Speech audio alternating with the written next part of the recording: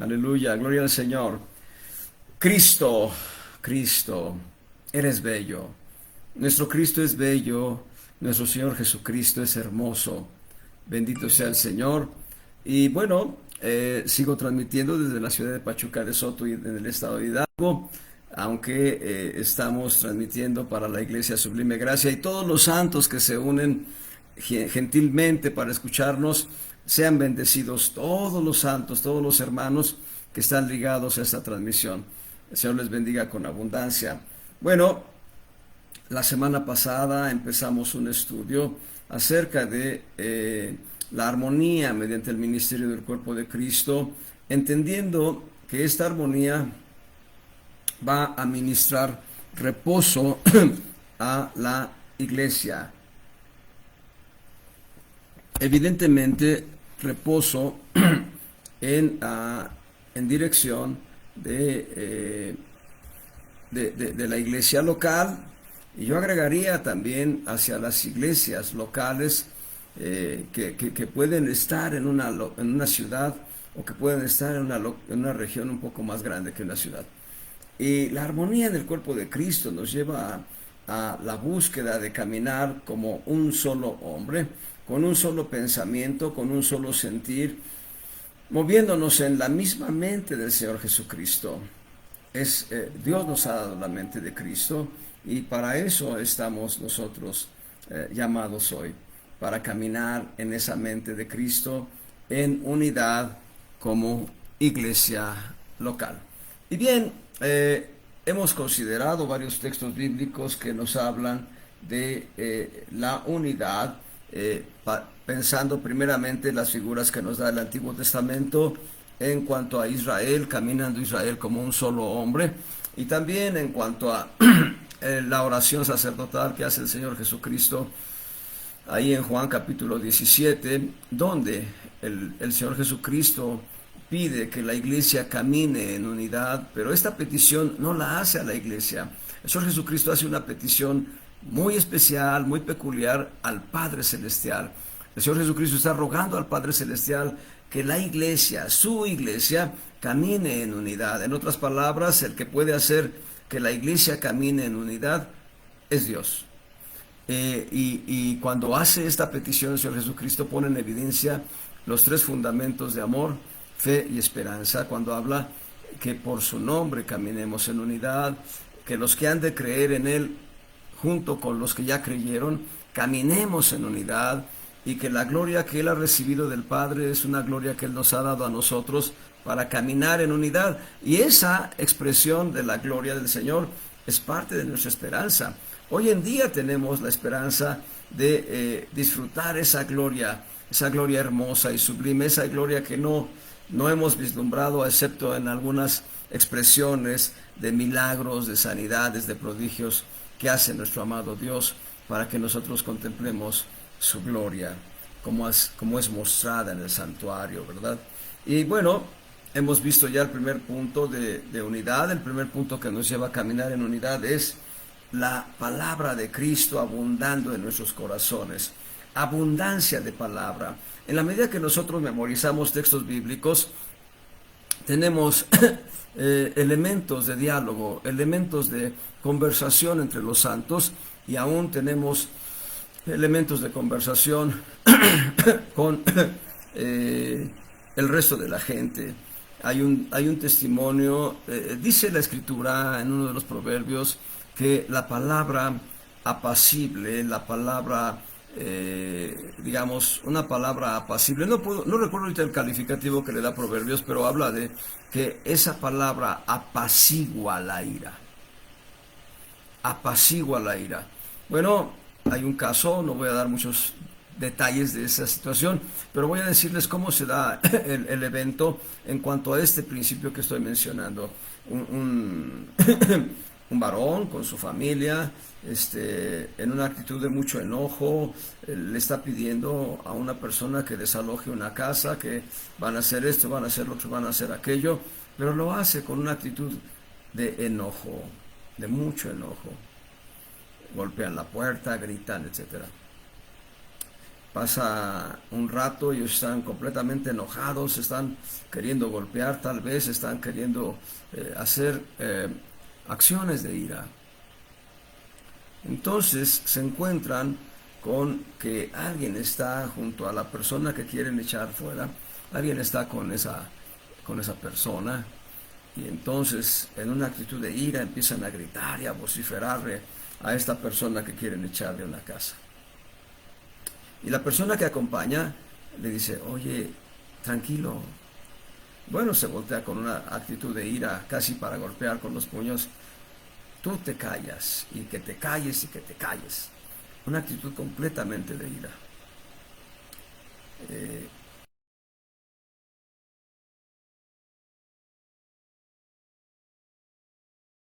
Va gritando, vociferando, se le queda viendo a aquel que quiso hablar. Y el que quiso hablar le dice, Dios te bendiga, y le dice su nombre. El otro estaba enojado, como esperando un momento de rispidez para agredir, tal vez con las palabras, no sé. ¿Qué? ¿Qué dijiste? Y le vuelve a decir, Dios te bendiga. Y le dice el nombre. Le está llamando por su nombre. Por mencionarlo de esta manera, está como diciendo, Dios te bendiga, Santiago. No estés iracundo, no estés enojado. Y vuelve a decir, ¿qué dijiste? Dios te bendiga, Santiago. Estoy usando mi nombre, ¿de acuerdo? Pero no es el nombre. Y aquella persona queda desarmada. Pudo haber esperado, ¿por qué me gritas? ¿Qué te pasa? Y el otro diría, pues te grito porque estoy como agua para chocolate. Y lo que hace la palabra con una actitud de mansedumbre, de sensatez, de humildad, es apaciguar la ira. Cuando nosotros estamos llenos de la palabra de Dios, nuestro corazón hablará de lo que abunda la palabra de Dios. Cuando estamos llenos de salmos, de himnos, de cánticos espirituales, hablaremos eso. No daremos pauta a la ira o al enojo. Daremos pauta a que el Señor actúe en los corazones de las gentes. Así que hay que llenarnos de la palabra de Dios para hablar la palabra de Dios, para hablar la palabra como conviene, para hablar la palabra con sensatez, con prudencia, con sabiduría. Muy bien, pero no es suficiente ser llenos de la palabra de Dios. Perdón, es trascendental que nosotros, en el segundo punto de armonía en el cuerpo de Cristo, caminemos precisamente en mansedumbre y humildad. La mansedumbre y la humildad son actitudes del corazón indispensables para que podamos caminar en armonía como cuerpo de Cristo. Bueno, uno puede decir, yo puedo decirles, hermanos, yo voy a hacer el aseo en la iglesia. El lugar de reunión yo lo voy a limpiar, yo lo voy a asear. Pero que todos reconozcan que yo estoy haciendo esa labor. No sirve, porque lo estoy haciendo con orgullo, con soberbia, con vanagloria. Cuán importante es ser lo más invisible que podamos cuando vamos a bendecir a alguien.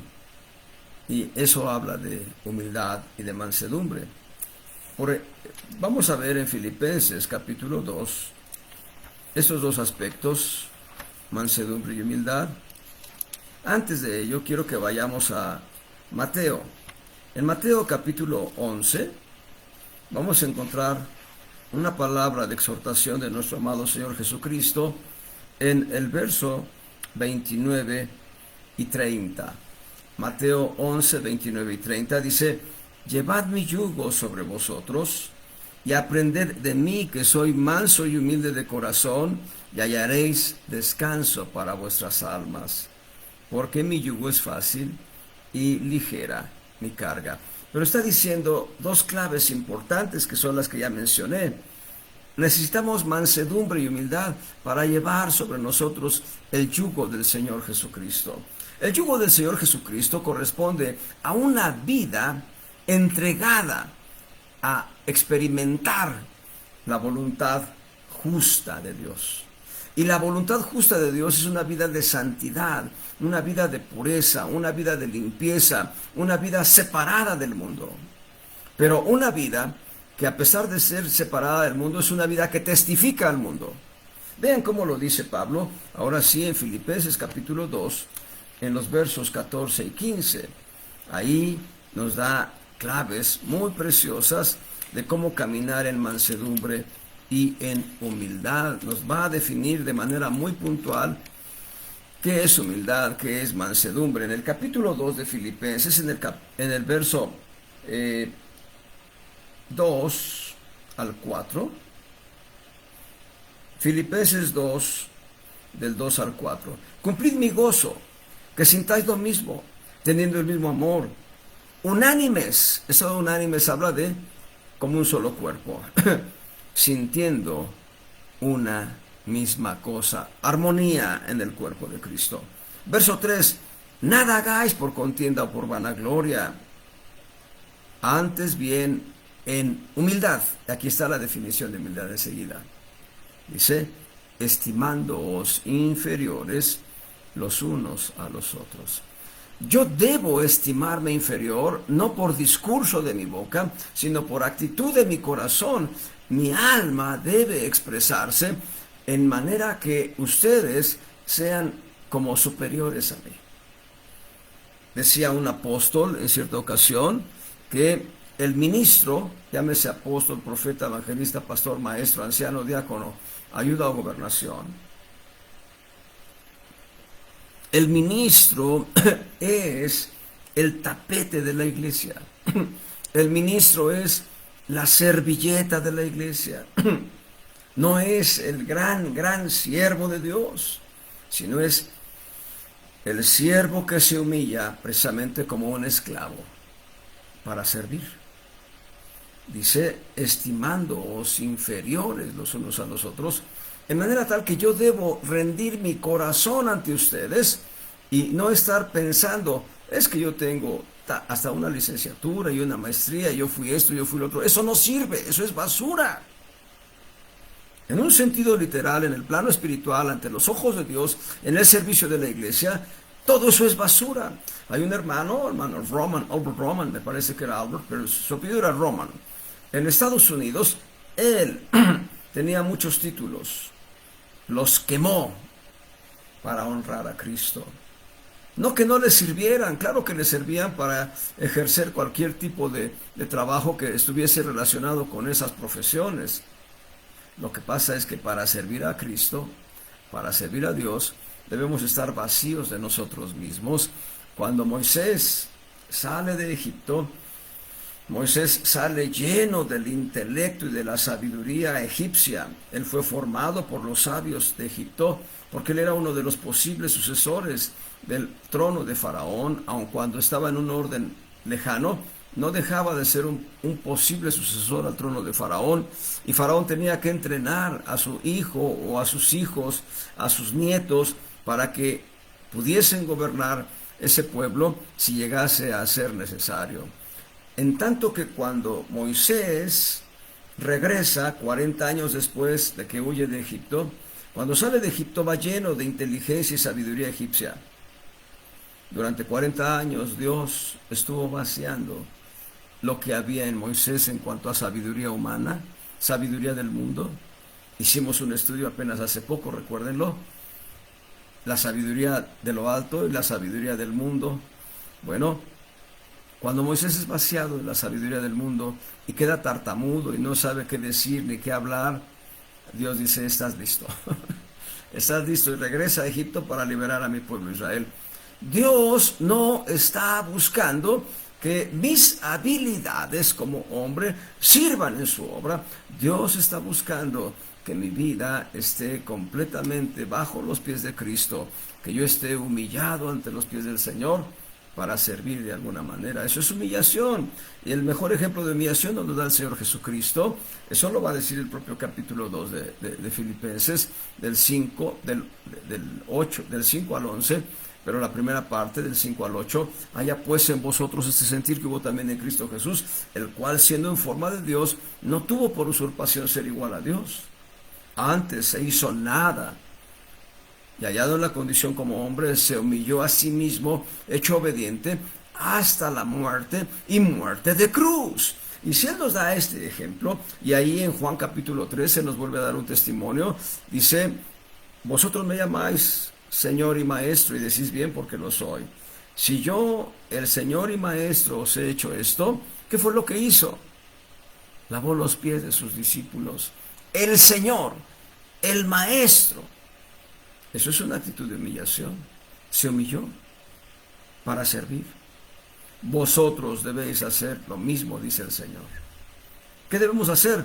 Caminar en humildad, porque eso va a mandarnos a un caminar, a una armonía en el cuerpo de Cristo. Cuando alguien voltea y, oye, aquí mira, en este lugar no barrieron bien, yo me volteo como un energúmeno. ¿Qué estás diciendo? ¿Que no limpié bien el piso? Eso ya no sirve, ¿verdad? Ya no es correcto. Se rompe la armonía. Entonces aquel que dijo, aquí dejaron basura, no va a volver a hacer algún reporte. Un día llegará el reporte, tiene usted un aviso de que le vamos a cortar el agua por no pago. No, pues si yo le digo al pastor, la va a tomar contra mí, mejor ni hablo. Y entonces pasan los días y el pastor se pone al púlpito y dice, hermanos, ¿por qué no dijeron que nos iban a cortar el agua? ¿Por qué? ¿Por qué? Entonces, lo que requiere el corazón del hombre es humildad. Humildad. Cuán importante es bajar. Alguien dijo, el hermano Robert Jewell decía este refrán, decía, el camino arriba, hacia la gloria de Dios, dice, empieza hacia abajo, en humildad, en humillación. Pero también necesitamos mansedumbre. Ya leímos el verso 3 de Filipenses 2, ahora el verso 4, no mirando cada uno a lo suyo propio, sino cada cual también a lo de los otros. Eso es mansedumbre. Voy a darles una idea de lo que es la mansedumbre en un plano un poco diferente, pero muy ilustrativo. Creo que todos hemos tenido en las manos esponjas. Hoy se utilizan las esponjas para lavar trastes, por mencionar un ejemplo, aunque tengan una capa de fibra dura, en la otra capa, que es más gruesa, es esponja. La mansedumbre es como la naturaleza de la esponja. Yo tomo una esponja y la aprieto con tal fuerza que pierde su forma. Pero al momento que dejo ejercer la fuerza, la suelto y la esponja vuelve a su estructura natural. Mansedumbre no nos habla de quejarnos. Mansedumbre no nos habla de estar a disgusto por las circunstancias. Mansedumbre nos habla de no ver lo que es de nosotros. Lo que es de Dios.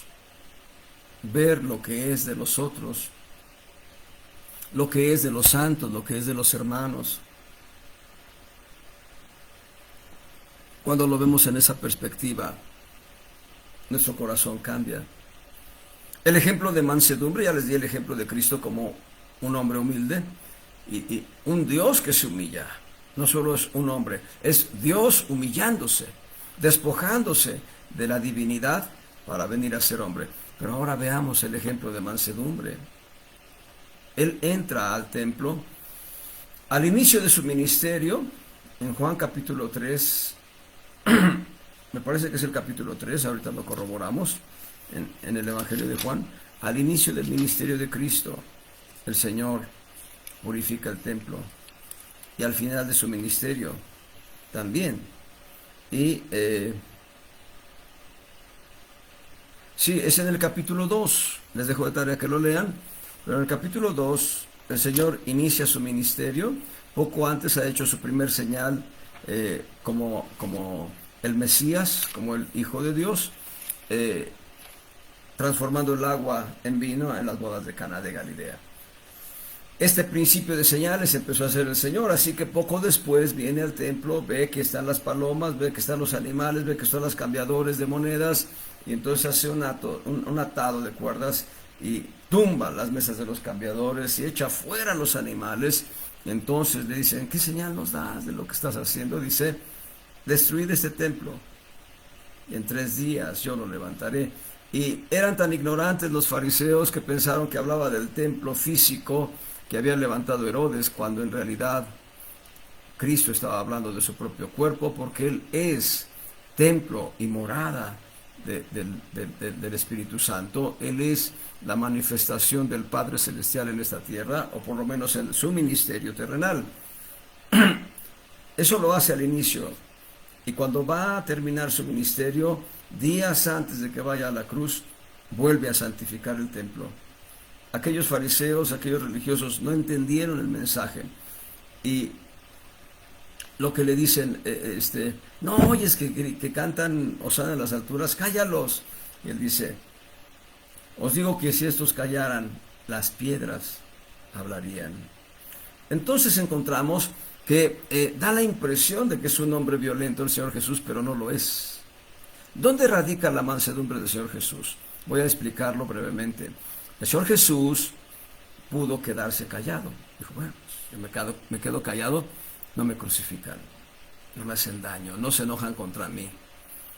Pero en realidad el Señor durante todo su ministerio habla a los fariseos sepulcros blanqueados, y realmente los pone en su lugar a los fariseos, a los saduceos de Herodes. Dice, vayan y díganle esa zorra. Pero ¿por qué estaba actuando así el Señor Jesucristo? Porque estaba hablando contra los religiosos, estaba hablando contra la gente que no quería realmente que el Señor reinara como Rey de Reyes y Señor de Señores. El mismo Señor Jesucristo les da una parábola y ellos la entienden, pero no actúan en consecuencia. Dice, un hombre dueño de una viña puso a unos labradores para que cultivasen la viña.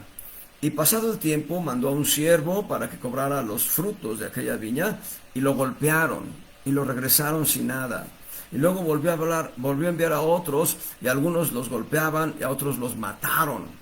Así dice la parábola del Señor Jesucristo. Dice, entonces aquel hombre dijo, bueno, voy a enviar a mi hijo, tendrán respeto de mi hijo. Está hablando de sí mismo, está hablando de que el Padre Celestial es el dueño de la viña, y que el Padre Celestial ha esperado los frutos de un sacerdocio levítico que debiera haber dado testimonio de Jehová ante la humanidad, no solamente ante el pueblo de Israel. Sin embargo, el Señor va a poner en evidencia que hacen prosélito a alguien y luego lo hacen más hijo del infierno. Así que dice, mandaré a mi hijo. El dueño de la viña dice, voy a mandar a mi hijo, tendrán respeto de él, el hijo es Cristo. Dice, y vino el hijo a cobrar los frutos, y aquellos labradores dijeron, he aquí el hijo del dueño, matémoslo y quedémonos con la heredad. Y eso es lo que hacen los religiosos, los fariseos. Eso es lo que hace la religión. La religión busca tener el beneficio de dominar, de dirigir a la humanidad. No buscan agradar a Dios. Eso hacen los religiosos, llámese como se llame. De manera tal que dice, ¿qué hará pues el dueño de la viña? Dice el Señor una pregunta a los fariseos que estaban ahí. ¿Qué hará pues el Señor de la viña? Dice, vendrá con toda su ira y matará a esos labradores, dice, y pondrá a otros que hagan su labor correctamente. ¿Saben qué respuesta dan aquellos? Dios nos libre. Entendieron el mensaje de la parábola, pero su corazón no reaccionó. Gloria al Señor. Bueno, Cristo es un ejemplo de mansedumbre. La ira o el enojo que muestra, lo muestra ante los religiosos, nunca ante los creyentes. Ante los creyentes, Cristo muestra gracia, misericordia. Y bueno, debo decirles que la ira de Dios, ya lo mencioné en un estudio previo hace unos días, la ira de Dios ya no está en contra de nosotros como hijos de Dios. Lo mencioné el domingo pasado. La ira de Dios está contra aquellos religiosos que no quieren rendir su corazón ante la voluntad de Dios. Pero entonces volvamos, ¿qué necesitamos para caminar en armonía como cuerpo? Mansedumbre y humildad. Necesitamos caminar como Cristo caminó en esta tierra, en mansedumbre y en humildad. Cristo lavó los pies de sus discípulos. ¿Qué impide que nosotros seamos cordiales? Y cordial tiene que ver con la actitud del corazón. ¿Qué impide que nosotros seamos cordiales entre los santos? Y que ¿para qué nos gritamos o para qué nos decimos esto, lo otro, aquello? Sé que esto no sucede en Sublime Gracia. Me consta. He pastoreado la iglesia por muchos años. Esto no sucede en la iglesia Sublime Gracia. O bueno, tal vez no me estoy enterando de lo que pueda estar sucediendo detrás. Que yo no me entere. Que haya algún religioso que diga, no traigas esto, no vengas de pantalones. A ver, las hermanas, no usen pantalones. Ahorita que no está el pastor, voy a hablarlos directamente. No está el pastor, bueno, no vengan con pantalones, se ve mal. Ah, gloria al Señor. Ay, Dios santo. Bueno, yo no lo sé. Lo que yo sí sé es que la iglesia camina en armonía, pero en la parte donde no camina en armonía, los que queremos caminar en armonía debemos pedirle a Dios que lime ese tipo de asperezas y que nos lleve a caminar como un cuerpo, como un solo hombre. Mansedumbre y humildad. Pero ahora vean lo que dice Filipenses capítulo 2, en los versos 14 y 15. Vean, ¿cuál es el resultado de caminar en mansedumbre y humildad como un solo cuerpo? Dice, hacer todo sin murmuraciones ni contiendas. Esto habla de caminar en mansedumbre y humildad. No estar murmurando, ya perdoné al hermano, pero ¿saben qué? Hizo esto. Ya lo perdonaste, debieras haberlo olvidado también. No hay que murmurar. Pero dice, verso 15, y aquí está el testimonio al mundo, para que seáis irreprensibles y sencillos, hijos de Dios, sin culpa, en medio de la nación maligna y perversa, entre los cuales resplandecéis como luminares en el mundo. Nación y mundo son sinónimos de ese sistema en el cual estamos nosotros inmersos para vivir la vida como peregrinos. Nosotros no pertenecemos a este mundo, no somos de este mundo. Dios nos ha redimido, somos del cielo, como escribiera aquel creyente chino, soy celestial, así dice él. Escribió un libro que se llama El hombre celestial, y él dice, yo soy celestial. En otras palabras, ya estamos solamente de paso en esta tierra. No hagamos tantas raíces en este mundo para no quedarnos. Más bien pensemos que Cristo viene pronto y lo ideal es no tener raíces que nos aten a esta tierra. Ya les mencioné que también les mencioné que mundo, cosmos, en el texto original es cosmos. Cosmos nos habla de un sistema en el cual están inmersas la política, la economía, la religión, el derecho y el revés, no, el derecho, la ley, las normas, todo está diseñado para vivir entre comillas en armonía, pero sin Cristo, sin Dios. Es la razón de que haya tantas guerras, es la razón de que haya tantas pestes, es la razón de que haya tantas consecuencias, porque Dios no está incluido en ese cosmos del hombre, porque ese cosmos del hombre fue diseñado por el diablo y no por Dios. Gracias a Dios que Él ha intervenido para que nosotros tengamos libertades para creer en Él, libertades para invocar su nombre, libertades para orar, para alabar, para glorificar, para trasladarnos, pero vienen tiempos en los cuales esas libertades que hoy disfrutamos van a irse minando poco a poco. Esperemos nosotros estar con Cristo en el arrebatamiento para que no lo suframos en esta tierra. Y bien, ahí nos está dando la clave. La iglesia debe ser el testimonio al mundo de cómo vivir una vida cristiana. Pero como dice Pablo a los Gálatas, si os coméis y os mortéis, tened cuidado de que no os consumáis. De manera tal que nosotros debemos ser un testimonio al mundo de lo que Dios está haciendo en nosotros. Entre ello, Dios nos está llevando a un caminar de armonía como un solo hombre, como un solo pensamiento. Y si no se lograra entre todas las iglesias, por lo menos que se vaya logrando en cada iglesia local como la nuestra, que la armonía sea tal en la que no miremos las fallas, sino el propósito de Dios para nosotros en el futuro inmediato. Así que para hacer luz en medio de las tinieblas necesitamos caminar en mansedumbre y humildad, pero al caminar en mansedumbre y humildad vamos a caminar en armonía, en el cuerpo de Cristo. Colosenses 4:5, estamos muy cerca. ¿Qué dice Colosenses 4:5? Dice, ahí está, andad en sabiduría para con los extraños, redimiendo el tiempo. En Efesios 4, del 1 al 3, el apóstol Pablo escribe, yo pues preso en el Señor os ruego que andéis como es digno de la vocación con que sois llamados, con toda humildad y mansedumbre, con paciencia soportando los unos a los otros en amor, solícitos a guardar la unidad del Espíritu en el vínculo de la paz, la unidad, en mansedumbre y humildad. Gloria al Señor. Y bueno, vamos a ver todavía en esos Efesios. Vamos a Filipenses 4. Filipenses 4, del 4 al 5.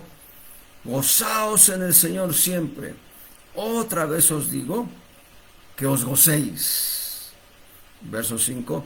Vuestra modestia sea conocida de todos los hombres.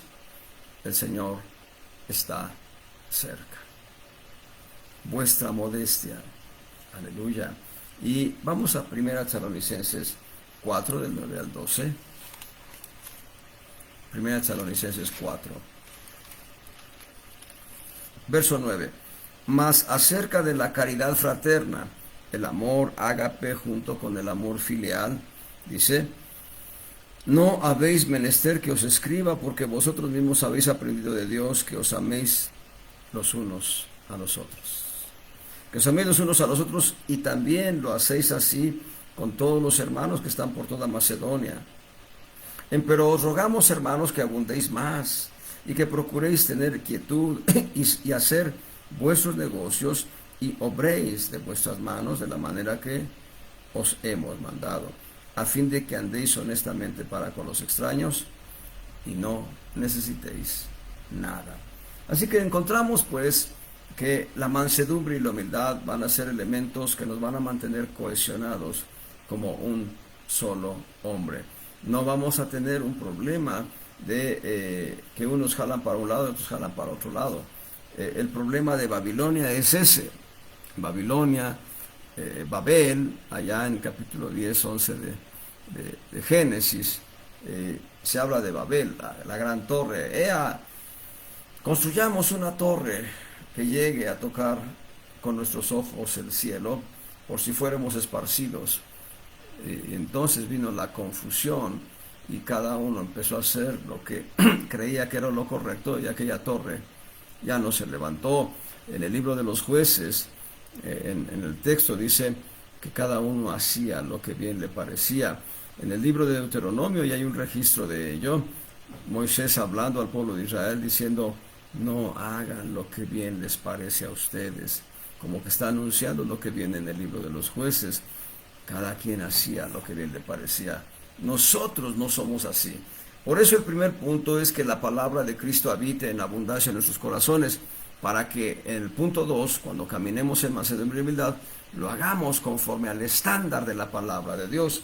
Pero número 3, cuán importante es que nosotros como creyentes en Cristo reconozcamos las autoridades que están sobre nosotros. En el plano espiritual, Dios ha puesto apóstoles para supervisar el crecimiento de las iglesias locales. Dios ha puesto profetas para coadyuvar, dando visión de cómo deben caminar las iglesias. Dios ha establecido evangelistas que vengan a hacer una labor que incremente el número de miembros congregantes en las asambleas locales. Obviamente el pastor en una iglesia local, los pastores, cada uno en su iglesia local, van a coadyuvar en el crecimiento y transformación de las ovejas en guerreros. Las ovejas van a dejar de ser ovejas para convertirse en guerreros espirituales contra las fuerzas del mal. Los maestros van a ayudarnos a guiar nuestro corazón, nuestro intelecto, van a ayudarnos a guiar nuestro intelecto hacia Cristo. Los ministros están para eso, para servir. Y por tener una idea de para qué sirven los ministros, Efesios nos dice por lo menos una de las tantas ideas. En Efesios capítulo 4, en el verso 12 dice que Dios, en el verso 11 dice que Cristo puso a unos ciertamente apóstoles, a otros profetas, a otros evangelistas, a otros pastores y maestros. Y dice, ¿para qué? Dice, para la perfección de los santos, para la obra del ministerio, para edificación del cuerpo de Cristo, hasta que todos lleguemos a la unidad de la fe, del Hijo de Dios, a un varón perfecto, etcétera, etcétera. Para eso están los 5 ministerios. Por tanto, lo que está esperando el Señor es que nuestro sometimiento en el plano espiritual sea a ese tipo de autoridades. En Romanos 13, en el verso 1 va a decir que toda alma se someta a toda autoridad, porque toda autoridad ha sido puesta por Dios. Romanos capítulo 13, aleluya, verso 1. Toda alma se someta a las potestades superiores, porque no hay potestad sino de Dios, y las que son de Dios son ordenadas. Entonces, ¿qué es lo que busca el Señor? Dios ha establecido autoridades espirituales para nuestro crecimiento espiritual, pero lo que demanda el Señor es sometimiento a esas autoridades. ¿Cuán importante es esto? No quiero hablar de miembros de mi iglesia, pero en otras iglesias locales, una persona va con su pastor y le dice, pastor, tengo este problema. Y el pastor ora a Dios y dice, bueno, el Señor pone en mi corazón que hagas esto. No contento con el resultado de su primera consulta, viene un profeta a la iglesia, predica la palabra y se acerca y le dice, tengo este problema, le dice al profeta. El profeta tiene inspiración, ¿no? Tengo este problema. Y el profeta le dice la misma respuesta que el pastor. Ay, seguramente ya le dijo el pastor cuál es mi problema. Y no sabe que es el Espíritu Santo quien está hablando. Y luego viene un apóstol y aquella persona se acerca y le dice al apóstol, esta es mi situación, y el apóstol le da la misma respuesta. No me entienden. Ya lleva 3 testimonios que le dicen qué hacer, cómo hacer, y él no quiere, y los 3 testimonios coinciden. Un día viene un evangelista, y no tengo nada contra los evangelistas, estoy dando una idea de cómo pueden suceder las cosas, porque no estoy hablando de un testimonio en específico, sino de algo que estoy imaginando. Entonces predica el evangelista, y entonces aquella persona se acerca al evangelista, le plantea su problema, y el evangelista le dice, haz así, así, así, y lo que le está dando es la respuesta que esta persona trae en su corazón, un ídolo, y no coincide con lo que le dijeron el pastor, el profeta y el apóstol, pero dice, eso sí me convence, y va y lo hace, y viene el fracaso. Porque no hay sometimiento. Cuán importante es someterse a las autoridades que Dios nos ha dado. Yo vi, ahora sí voy a decirles 2 testimonios muy puntuales que yo vi en la iglesia Nueva Esperanza. El profeta habló y le dijo a uno, ven, Dios tiene una palabra para ti. Y aquel vino y le dijo, tu situación es esta, pero tu salida es esta. El pastor escuchó todo y dijo, tiene razón el profeta. ¿Sabe qué hizo aquel varón? No obedeció. Por eso es importante el sometimiento a lo que digan los ministros, las autoridades que Dios ha puesto sobre nosotros, para caminar como un cuerpo y para caminar en reposo. En reposo. Se cuenta un testimonio, yo no estoy seguro que sea verdad porque lo escuché de segunda mano, o de segunda voz, pero se dice que en una iglesia de Tijuana, muy grande por cierto, donde hay, yo diría, miles de miembros congregantes, está para allá, para el Cucapá, rumbo al Boulevard 2000, quienes conocen Tijuana saben de qué estoy hablando. Bueno, esa iglesia que es muy grande, se dice que el pastor estaba predicando y que la pastora, no hay pastoras en la iglesia, la esposa del pastor subió precipitadamente al templete aquel, le arrebató el micrófono a su esposo, todo completamente ajeno a la escritura, y le dijo: el diablo me está diciendo que va a traer estos ataques. Fíjense qué aberración tan más terrible, que una mujer haga, primero, la interrupción de la administración de la palabra; segundo, que pase por encima de la autoridad de su esposo; y tercero, esto es más grave todavía, que le dé la gloria al diablo en lugar de decir: Dios me muestra esto. Una cosa que debemos aprender nosotros no nos movemos por palabra del diablo. El diablo está vencido. Dios reprenda al diablo donde quiera que se esté moviendo, que Dios reprenda al diablo. Nosotros debemos escuchar la voz de Dios, y cuando el Señor nos dice: ten cuidado aquí, esto va a suceder, entonces nosotros debemos tener cuidado, orar, interceder y tener el cuidado. No nos movemos por lo que pueda decir el diablo, nos movemos por lo que diga Dios. Gloria al Señor. Perdón, me fui lejos y me fui un poco exaltado. Voy a regresar. En 1 Tesalonicenses capítulo 5 vamos a ver algo interesante sobre este principio de armonía.